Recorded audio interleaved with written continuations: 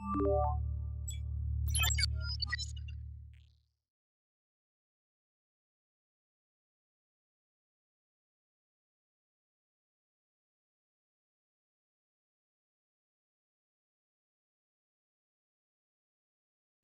the next all-new episode of Demon Slayer, Kimetsu no Yaiba Entertainment District. Are you a demon hunter? I can tell you're not a Hashira. There's no doubt. She's upper rank 6. Let that poor woman go! Just who the hell do you think you're talking to? How dare you! Demon Slayer, Kimetsu no Yaiba Entertainment District. Next Saturday at midnight. Only Toonami on Adult Swim. On the next all-new episode of Licorice Recoil. I'm sorry. It looks like you still don't understand even after I punched you. Your services are no longer required here at DA. Stop it, Fuki! Ah, how about I make you understand by crushing you in a mock battle? Ooh, sounds good. We accept. Not bad, Fuki. Licorice Recoil. Next Saturday at 1 a.m. Only Toonami on Adult Swim.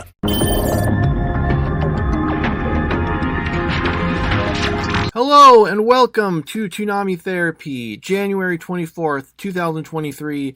I'm Michael. I'm Tommy.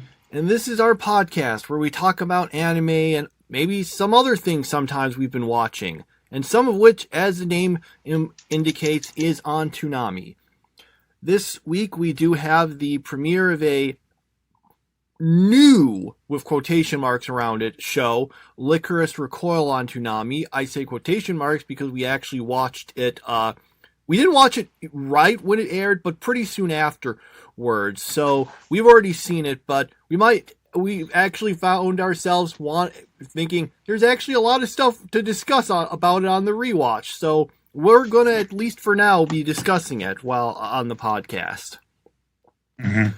So, Toonami also did make the announcement. Dr. Stone is being replaced by Ninja Kamui, I think it was called. Mm-hmm. Something like that. Okay. Yeah, so, it was very bloody. So, like, the entire commercial was just blood flying everywhere. And so that's the only thing I took away from it. Okay, there's a lot of blood. Okay. We'll see how it is then. It at least has a director who they did the first season of Jujutsu Kaisen, which I thought was decent. Not amazing, but I watched it and it was decent. I guess not enough to keep me watching afterwards, but I also kind of heard some complaints about things that happened later in the series, which made me, a little more cautious about it. Well, but in the meantime, we've got other things to watch, to discuss. So instead of the smash hit Jujutsu Kaisen, we'll be talking about the other smash hit shonen series, Demon Slayer, where we have episode 35 of the Entertainment District. It's episode 35 overall. All the Entertainment District arc, it's episode 2. So, our main characters get dragged over to the Entertainment arc by Sound Hashira guy. I can't remember his name, sorry. And he basically tells him, well, we're looking for demons. Also, I have 3 wives who are investigating it. I have no idea if that was legal in Japan at the time, or I don't even know if they're like his official wives or whatever. But anyway, they have to go and, they're going to look around for the demons, and that involves our main characters having to pretend to be girls to get some jobs. Mm-hmm. And we basically, they managed to get some, and we have, and although we do get a more serious thing at the end of it, where we find out one of Sound Hashira guy's wives got apparently captured by a demon. Most of the rest of it is really just shenanigans and tomfoolery involving the characters. Yeah, this is definitely my favorite episode of Demon Slayer thus far. It was just hilarious. They kept on coming up with good joke after good joke, and maybe I always fall for these shows whenever you've got gender bending going on, but certainly this one was a lot of fun and made me really want to keep on watching Demon Slayer, even though I don't really know much about any of these characters besides the main character. But it was really funny. They just went for strict comedy for most of the episode, and it worked great. Okay, yeah, there were some funny bits here, especially the part where Inosuke, the guy who usually has a boar head on him, yeah, he's actually got this really feminine looking face. So he they just immediately buy that he's a girl. Mm-hmm. Okay. Yep, that was Demon Slayer. While admittedly not much happened, there were a bunch of funny jokes in it. So, after that, we have Dr. Stone, episode 55. So, Senku starts reviving other people with the revival fluid. They don't do everyone at once because they have to make sure they have enough food and everything ready for it. They do have Y-Man. So, Y-Man contacts them with the radio and tries to make the Medusa petrification device thing. It announces, I can't remember the exact number, but it's a super big amount of meters. It goes like this amount, like something million meters 1 second, which doesn't work, but it keeps saying that over and over, and they realize, oh yeah, this guy, whoever he is trying to turn the whole planet to stone again. Then, also, it's a little funny because they're wondering, why is Y-Man speaking in Senku's voice? And I'm thinking, that's Senku's voice? Ultimately, they use the antenna thing to discern that Y-Man must be in the sky, so they decide, okay, I guess he's on the moon. Mm-hmm. And now they're going to go to the moon. Yes, apparently. Which has proven too difficult for us with our 21st century technology, that we can't do it anymore, even though we were able to do it with basically a washing machine in the 1960s. So, yeah. I hope, I mean, if we could do it back in the 60s, then I'm sure Senku could do it. So, yeah. Let's see him go to the moon. Yeah, it is kind of funny to think about that when we haven't sent any people to the moon for so long.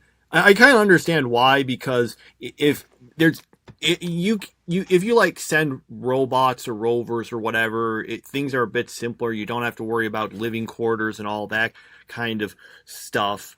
And plus, there's less novelty now. But it still just makes you think, man, no one's done it in this long. But there's plans to maybe do it again. So we'll see. We'll see if, what's it called? Artemis 3? We'll see if Senku makes it to the moon before we do again. Okay. So, yes, Dr. Stone, pretty solid episode. We then have, let's see. Oh yeah, then we come to Licorice Recoil, episode 1. So, since we have discussed this, I might be a little more brief, but basically, there's this organization called DA, and there's a bunch of girls named Licorice who work for it. Essentially, their job is to secretly and covertly stop crimes and usually kill off the criminals in the process in order to keep Japan peaceful and happy and crime-free. One of them, Taki Na, kind of puts someone at risk when she, while they're on an operation, she fires at the enemies rather than waiting for backup, which causes her to get transferred to another place in the organization, to the Cafe Lico Reco, which I assume is where the title comes from, under Chisato, who's basically another agent there. They end up doing a mission. We find out that Chisato she has two very amazing abilities. One is that she can dodge anything. Second is that she has the power to somehow have bullets that don't kill people but can still go through doors of a car. So they managed to basically solve all of that, and yep, that's the main plot. It's really set up. Yeah, you forgot about her third ability, which is to appear really stupid yet be in completely in command of the whole situation. And I noticed that this time around, I was like, well, Takina seems to be even more distant than she was the first time I watched this. And Chisato seems to act a lot stupider than I thought she acted. So I don't know why I think of these things differently, but that's they kind of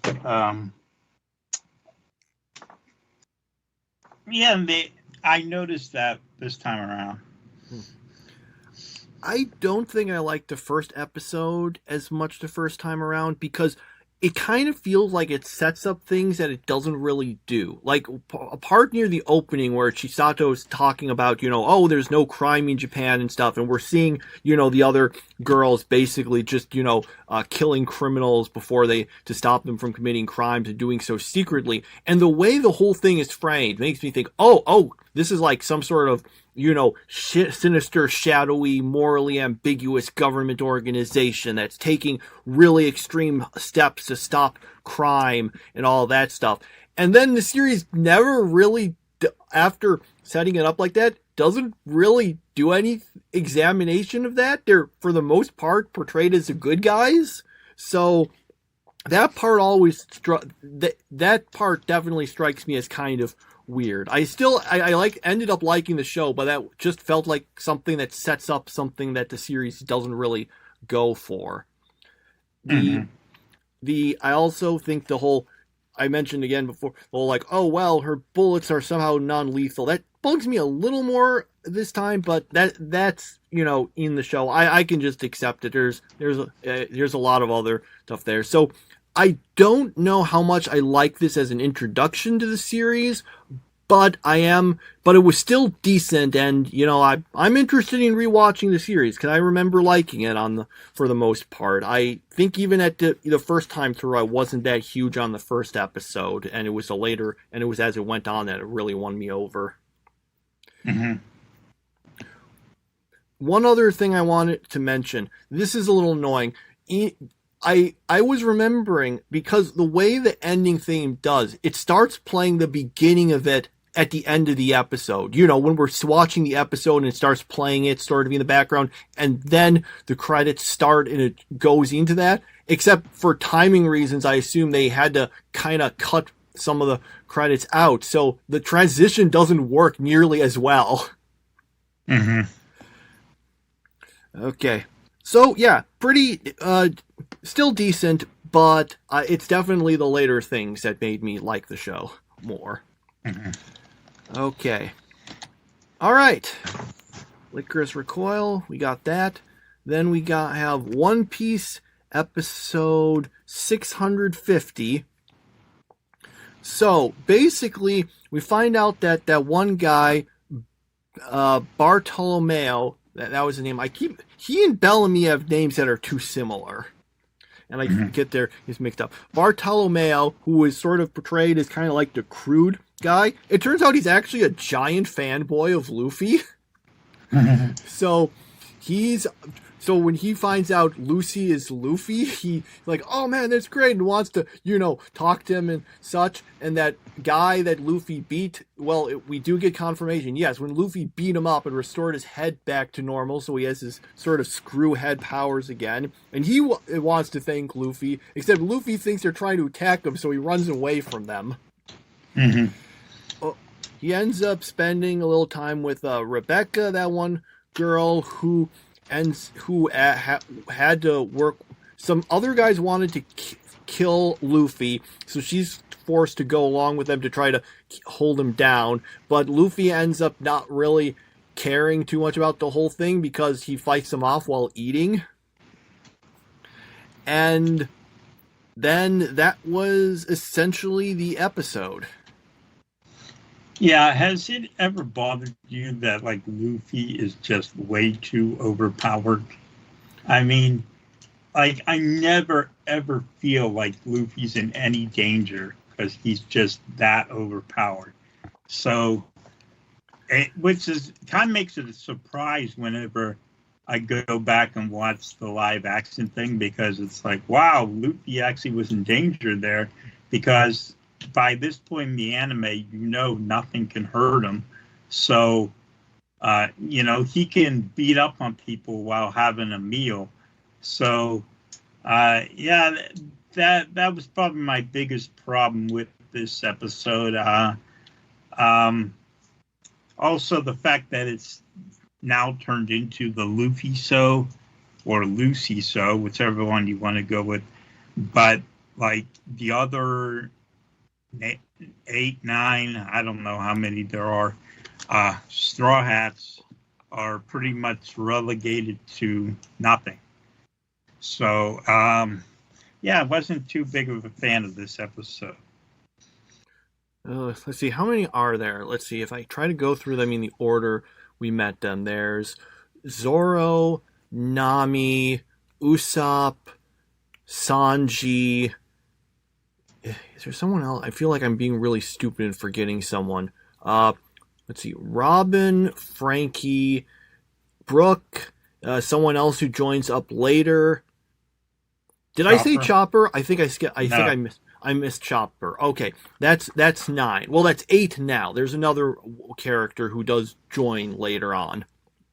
Mm-hmm. In regards to Luffy, I don't really think he's exactly overpowered. I mean, he is compared to these guys, but the point is, Luffy, basically, it's like Luffy's, your charactering in RPG at the end of the first disc, and the bad guys are like, like the slimes you fight at the start.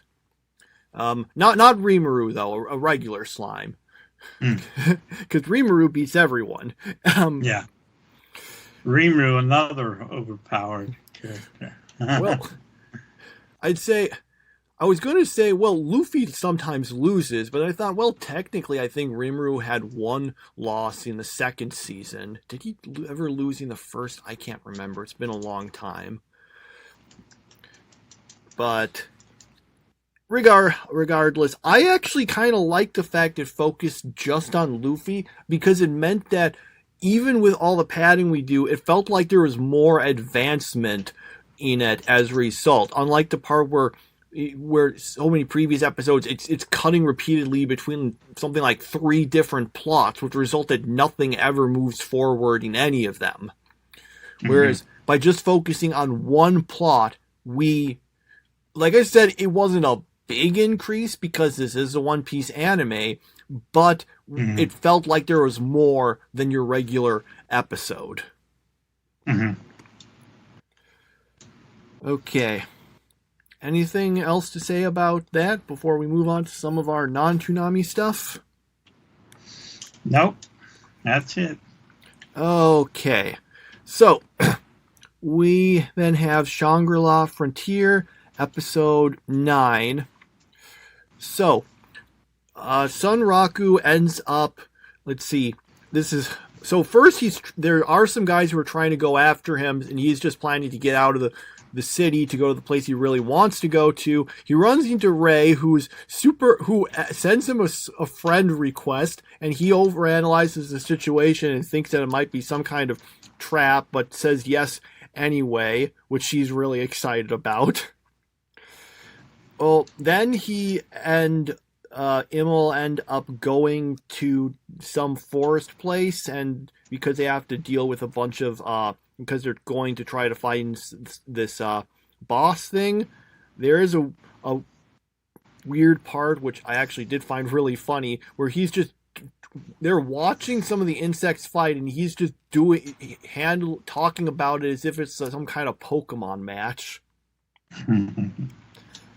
And yes, that essentially is the episode. Oh yeah, we saw a little bit of Pencil gone. We find out that technically in real life she's actually a model, but is actually not that, and just uses all just kind of, what's the right phrase? I guess gets out the darker part of her personality in online games. Mm-hmm. And that was the episode. I thought it, once again, it's the part where, when they're making jokes and being silly, I think it's really funny. But then the other stuff is usually not quite as good. But I did think the part where he's just acting like a narrator, that part I thought was really funny. Mm-hmm. Yeah, it wasn't bad. Not too memorable for me, but it still was okay. So yeah, I don't really have much to say on this. I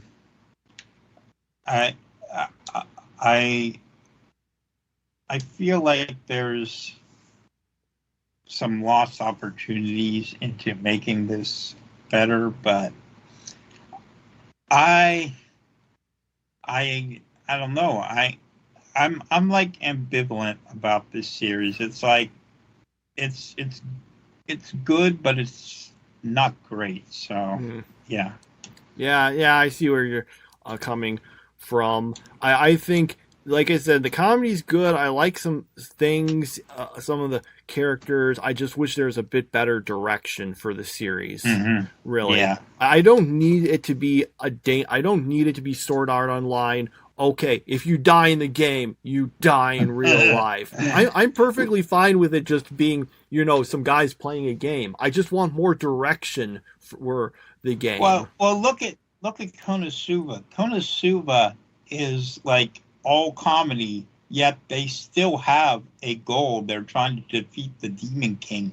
So even though every episode is just a whole bunch of jokes, they still have a real plot behind it, and it keeps Konosuba fresh because there's like, okay, we're gonna get back to our thing, and then they end up in a town, where all kinds of crazy stuff happens. So I just feel like Shangri-La Frontier needs something more like that, so I have some sort of investment in it. Otherwise, it's just like, okay, this guy's playing a video game, Okay. Yeah, fair points. I feel like they kind of brought up a goal in that, okay, he wants to fight that Lycagon monster again. And I'm like, okay, that's fine, but none of the things he does seem to be directly towards that is the problem. Whereas, that's an interesting point, Konosuba, they're at least it seems like they're taking steps towards their goal. Very slow steps and kind of roundabout ones, but they're at least sort of moving in that direction. Mm-hmm. It kind of reminds me, a big part I had with part 4 of JoJo is how aimless it is for so long. Like part 3, it's like, okay, we got to find Dio and get to Egypt, and we're going to spend this season doing that, and that's the goal. I'm mentioning this because I'm actually rewatching that now, and that gives a goal. Whereas once in part 4, eventually more of a plot emerges, but so much of it is just, it feels until like, just, wow, we encounter these random people with stands, and occasionally we have fights, but sometimes it's not really a fight. Okay. Anyway, so, all right, then we got my teen romantic comedy, SNAFU, episode 18. So, in this episode, Hachiman, basically, he comes up with the plan of, if I remember correct, if I understood it correctly, he uses he basically manipulates stuff to make it look like, so the girl who was nominated to run for student council but didn't want to, and thus we got all this convoluted stuff going on. He basically manipulates some stuff to make it seem like she's more popular, and uses that to convince her that she should run and get it, and that, I guess, works, so she's okay with it. Then the other two characters, Yukino and Yui, drop out after he tells them, oh, you don't need to do any of this, although they seem not super happy about it. Then let's see. Yeah, and then the other girl, I can't remember her name. I can't remember anyone's name in this series other than the main three, and even then I have some trouble. But yeah, she wins, and thus things go back to normal. Yep. I thought it was pretty entertaining. I thought it was a weird way of resolving it, but I did enjoy the episode. Also, his sister does a lot of stuff in this episode. Hachiman's sister. Yeah. So. He has a lengthy conversation with her at the start, which is what inspires him to do what he does. But I just kind of skipped over it because a lot of it is just him having a conversation about things. So yeah. So we get our Emoto moment, but I enjoyed it. It's not my favorite thing of the week, but I did like it. So. Okay, so here we have, we finished with Spy Family, so we're going back after putting it on pause for longer than expected, but it's back. We got Full Metal Panic, or more specifically, Full Metal Panic Fumoffu. Do you have any idea what the Fumoffu actually means? Yep. Okay. But you'll have to wait. Okay. So basically, this is now. Maybe you can clear things up. I get to understand. So basically, this is a much more comedic version of it. Although I want to clarify. So this is supposed to be canon. This happens after the first season. Yeah. Right. Okay. Yeah. This aired third, but it actually happened second, and the second raid happens after this, but the second raid aired before this. Okay. So that's the way it is, and that's why we're starting over our count of the episodes at one, because we're, I guess, watching out of order, even though we're watching in order. So okay. Yeah. All right. So we've got episode 1 of this then. Do you want to tell us what happens?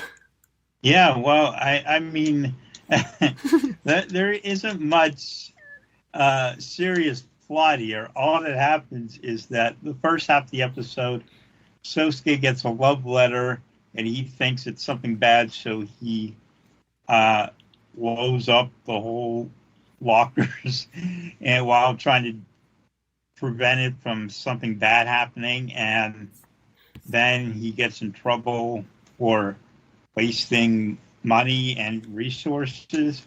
And of course, Kaname is there to be mad at him the whole way.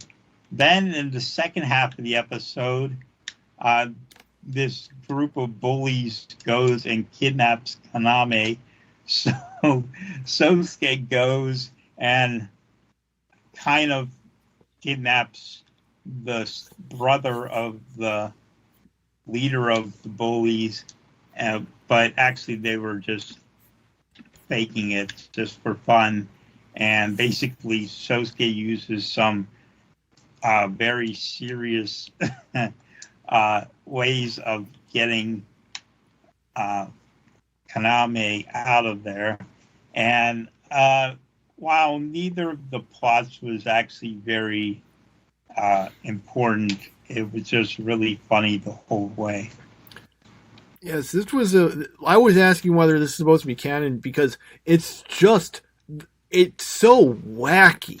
It's very silly. It's like, how do I say? So the original series was a mixture of some more comedic things and some more serious stuff. You could kind of say in some ways it's not a perfect example, but it was a little reminding me of Assassination Classroom in that way. There's some jokes, but there's some more serious stuff. I think Assassination Classroom did kind of combine them more, whereas with Full Metal Panic, it sometimes kind of felt like the show just became a different series, but it's like that. And this series is kind of like suddenly if Assassination Classroom just went full-on Baka and Test at some point.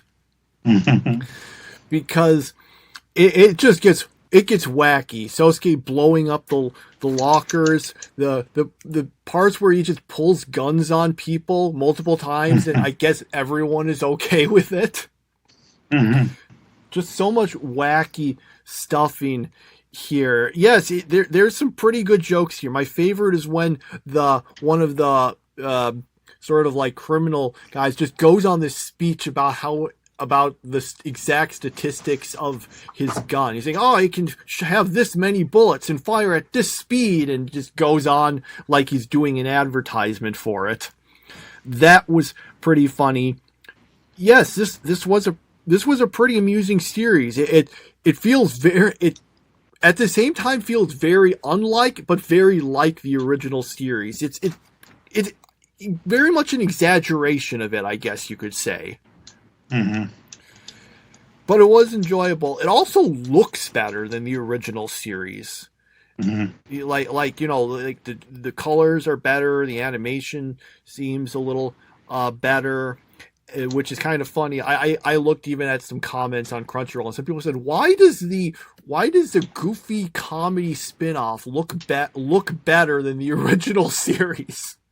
Well, I think that's easy to know because this was the third series that came out. So since it's a lot newer than the original series, technology has improved in those years. So that makes sense to me that it's because I think the first one came out in 1998 or something. This came out in the early 2000s. So, yeah, I think that's probably the reason why.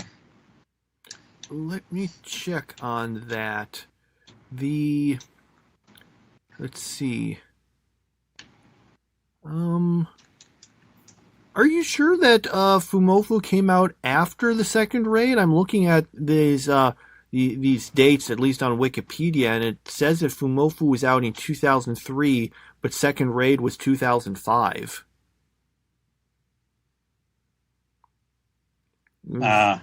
I'm not sure. Well, according to this, the original series was 2002 and Fumoffu was 2003. Although it did change studios. It was originally Gonzo, and this one was done by Kyoto Animation. Maybe I have it backwards. I'm not sure. But yeah. Okay. There isn't any spoilers in this series, that's for sure. So, yeah. Yeah, I didn't think there were likely to be any. Out of curiosity, I know this is just the first episode, I know, but we had Sosuke. We didn't see her, but he talked with Tessa briefly at the start. Do we see the other characters, the various sort of military ones, like Tessa and I can't remember their names. They'll show up. Okay. I was going to say there's the guy and there's that woman who has the same voice as Misato. Yeah, they'll show up at some point. Okay. So I can't remember her name. I just remember because she's got the same voice as Misato. Mao. Oh, their names are even similar. That should make it easier for me to remember. Mm-hmm. Okay.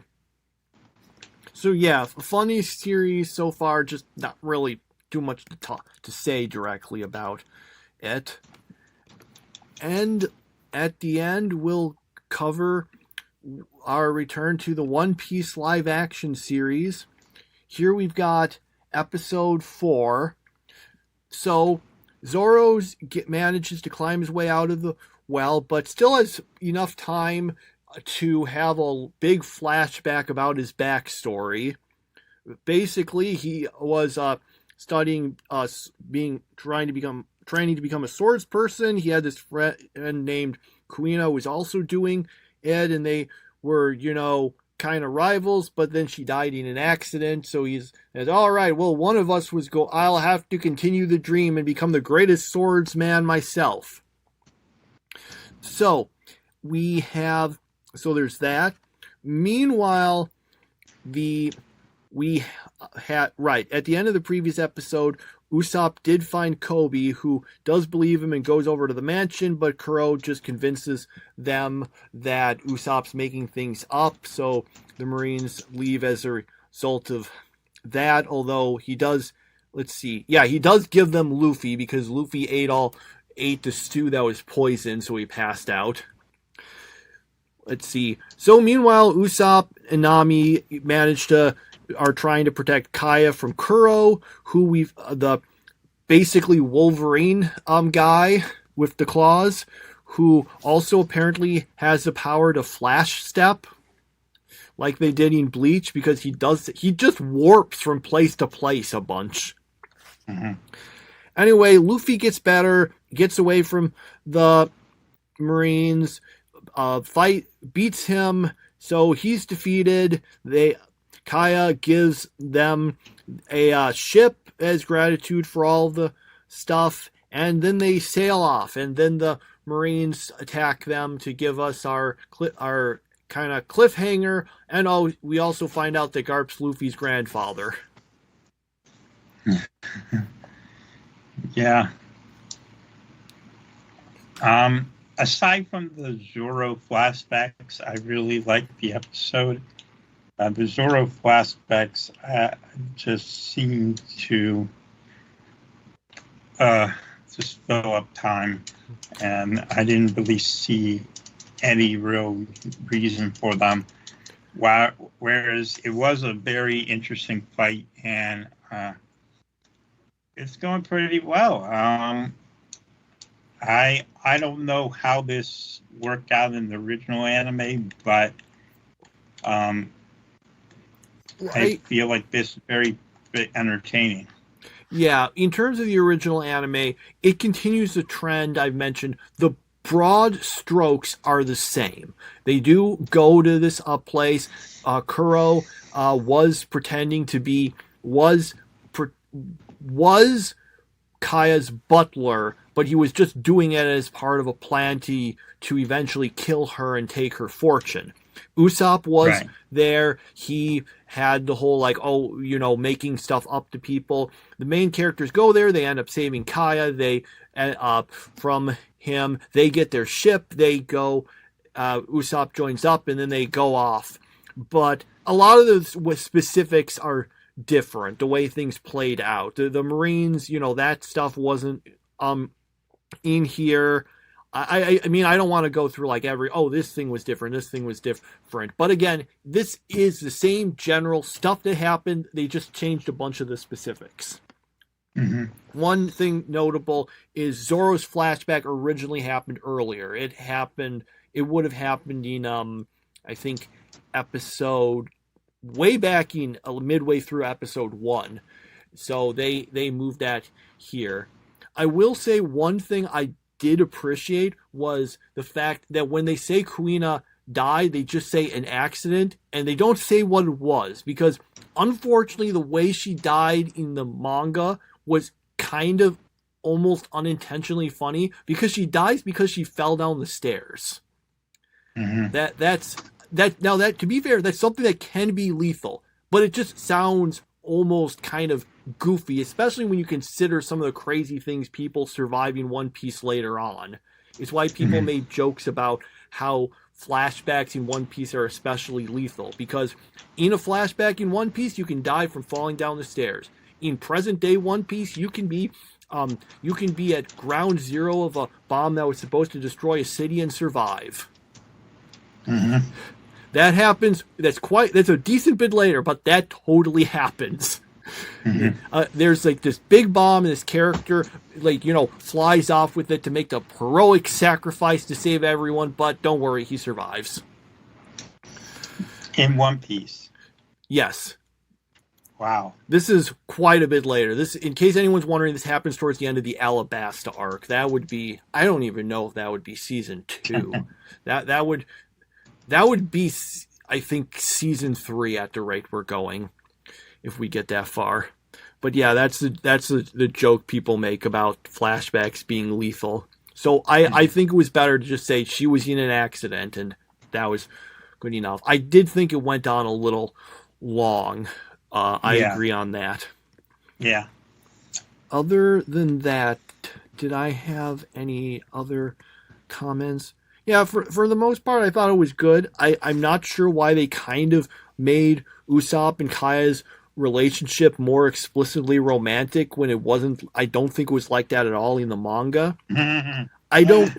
It's especially weird because at least in the manga, after this, she's basically out of the series. You see some bits of her later on, but only when they kind of, when stuff happens and it just shows, oh, hey, here's what the characters we knew before are doing. Like, you cut some to see what she was doing, and a bunch of other characters who we hadn't seen for a while. We see how they might react to news and stuff.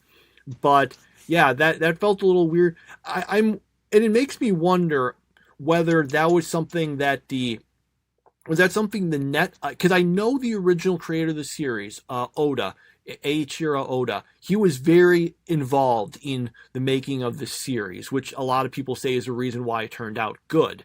And I do wonder, is this something they suggested to him and he, gave them the thumbs up? Or is it possible that because this stuff was, he wrote all of this, the events of this, let me just double check on this when I look at when this would have been done back like almost 20, when he wrote the stuff that this was adapted from, that was almost 25 years ago.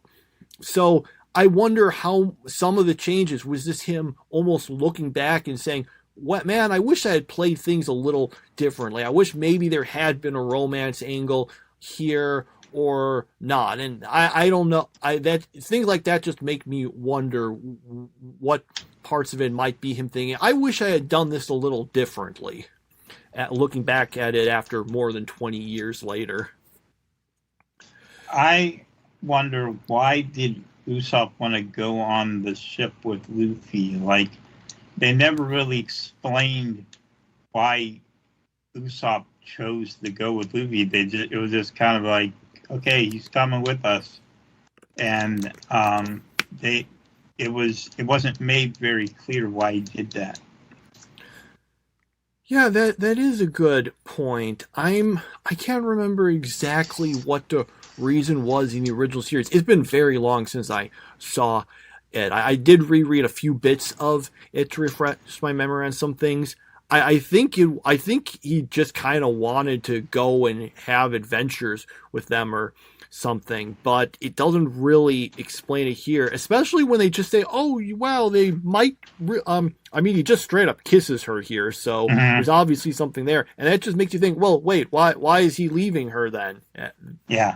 So that is weird. I like I said, I can't remember the exact reason originally, but in this, you could say, oh, well, I guess he was working with the pirates, so maybe he might be wanted by the Navy now, but if so, that's never explicitly stated. So, yeah, that's a good point. It makes me want to double check to see exactly what the rationale was originally.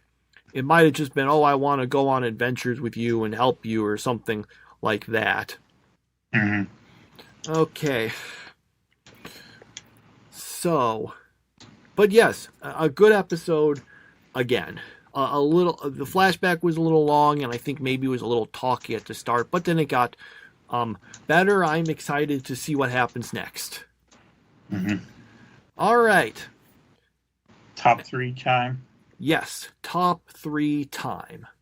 Okay, so I'm keeping an official and an unofficial one. The unofficial one, which I'm not actually keeping. I shouldn't have said that. It's including stuff I've seen before.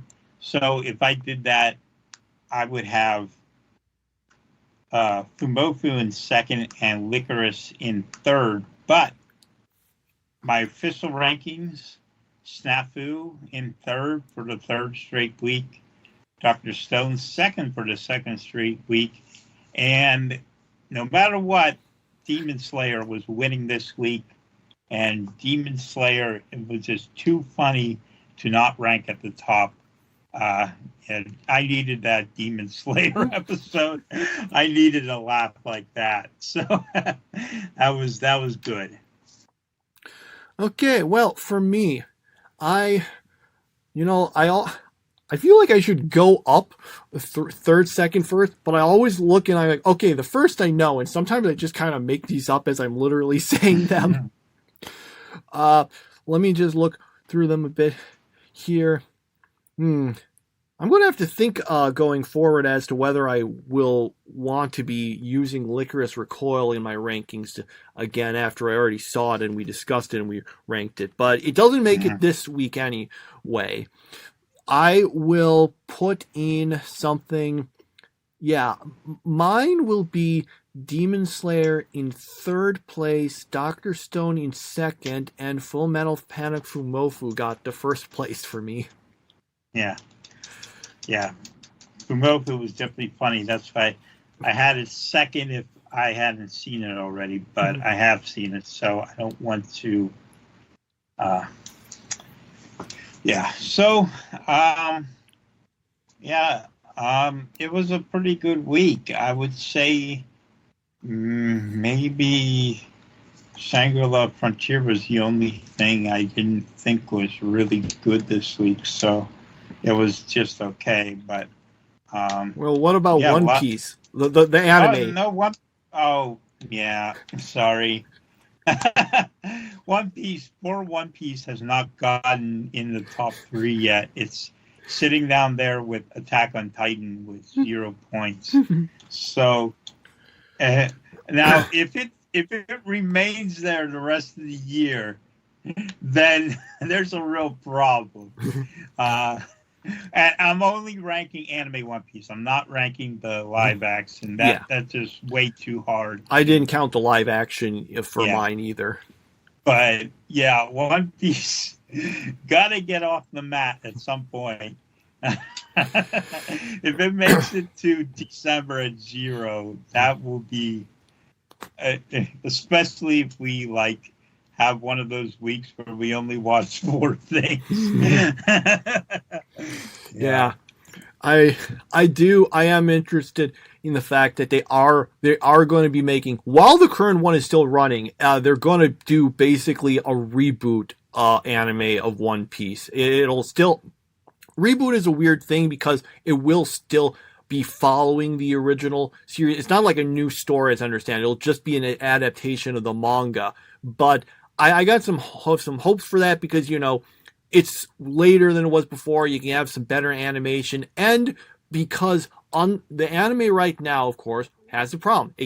They don't take breaks for, I guess it's just too popular to do it. And they don't want to catch up with the manga. So there's all this padding.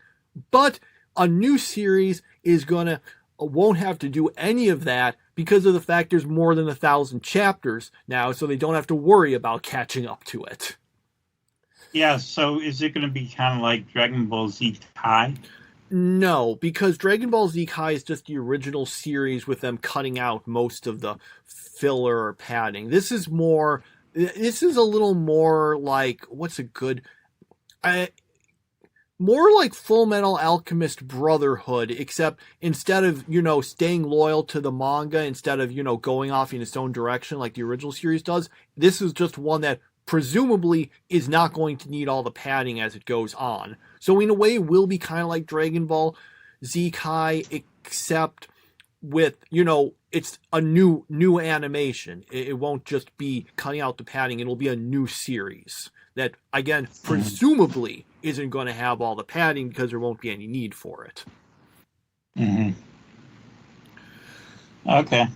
So, but that's obviously, they announced that I think a month or two ago, so obviously it's not going to even be coming out for about a year or so, and I don't know if it'll end up on Toonami or not. But that's just at least something to note, and it probably, when it comes to watching the anime, once it gets farther, that would probably be more worth watching than the current anime, just for avoiding all the padding. So, guys, if you are ever annoyed about having to, wait for new episodes of My Hero Academia or Jujutsu Kaisen or Demon Slayer or any of that stuff, but believe me, you want those pauses, because otherwise your anime will just turn into the One Piece anime, where it seems like a quarter of each episode is reaction shots. Well, yeah, that's a bit of an exaggeration. A fifth, that's more accurate. All right. Anything else to say before we sign off? Nope, that's about it. All right. And in that case, we're done with our episode this time. We'll see you next week for, well, pretty much everything, for all the same stuff. We'll see you then. Bye me. I'm always on the lookout for unconventional titles, and the latest to catch my eye is a cool climbing game called Jusant. A monolithic spire holds the secrets of a lost world, and scaling the tower is the only way to figure it out. The story unfolds through notes and relics discovered on your way up. The higher you go, the more you know. The desolation of the ascent is matched only by the dizzying heights. But thankfully, you've got a helpful little pal with you every step of the way. Use his echo to reveal points of interest and open new ways forward. Once you get a feel for the rhythm of the climbing mechanic, it's really satisfying. And it's actually kind of relaxing considering you spend most of your time clinging to a sheer cliff. All too soon, you reach the summit, and the final chapter of this amazing journey plays out. But even then, you might still have unanswered questions about the tower. We give Jusant an 8.5 out of 10, because it's there.